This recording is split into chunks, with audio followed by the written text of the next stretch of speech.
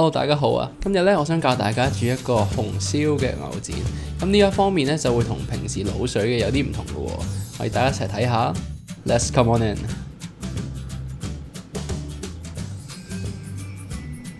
好啦，首先咧，我哋先將啲薑啦切片啦，亦都將啲葱咧切段嘅可以。咁其實主要嚟講嘅目的咧，就為咗可以之後辟腥啦。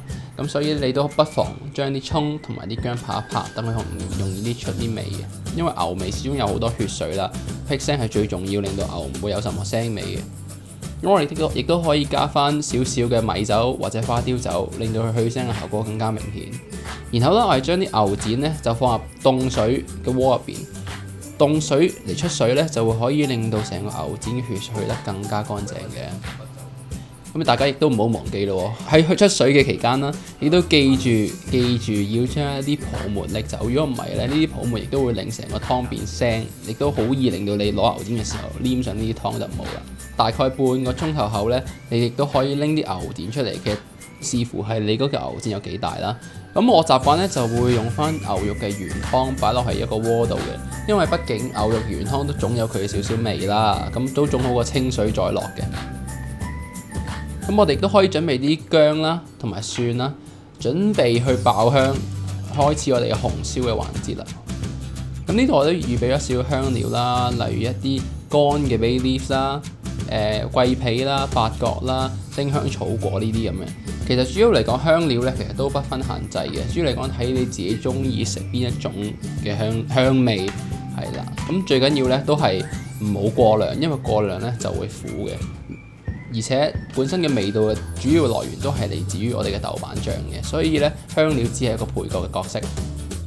咁我哋揾啲油 ，OK， 先爆香個薑，再爆香埋啲香料啦。我哋薑、葱、香料都係同時間爆香。咁咧，我哋將豆瓣醬炒完之後，開始聞到啲香味嘅時候咧，我哋唔需要理佢黐唔黐鑊嘅，我哋亦都可以隨後喺佢所謂少少啲黐鑊嘅時候落啲酒落去。咁啲酒咧就會帶動埋豆瓣醬嘅香味，連同埋薑同埋蒜嘅香味咧，就一次過令到成件鍋嘅香味嘅底氣已經形成咗啦。好啦，我哋亦都放下啲牛展落去索味啦。咁我哋咧，如果有條件嘅同學咧，亦都可以揾個大啲嘅鍋咧，令到佢翻炒嘅時候咧，可以更加地冚住佢個面，唔使好似我而家咁樣非常窄嘅區域入邊喺度反嚟反去。好啦，炒過一陣之後咧，我哋都落翻啲啱啱出水嘅牛肉嘅原湯啦。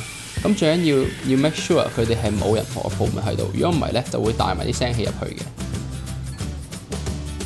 而我哋隨後咧亦都開始可以落啲冰糖啦。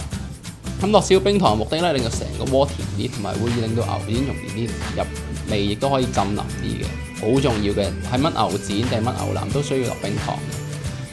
咁我哋再視乎下啲色水啦，我哋都可以落啲老抽，係啦，或者嗰啲滴豬油都得嘅。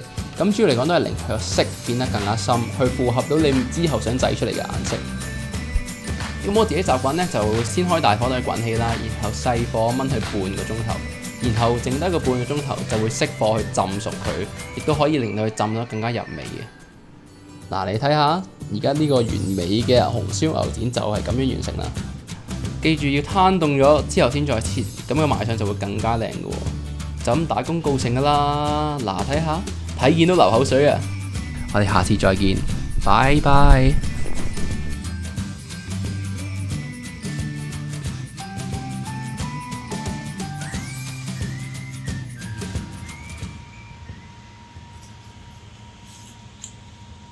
我就好味，啱啱好啊！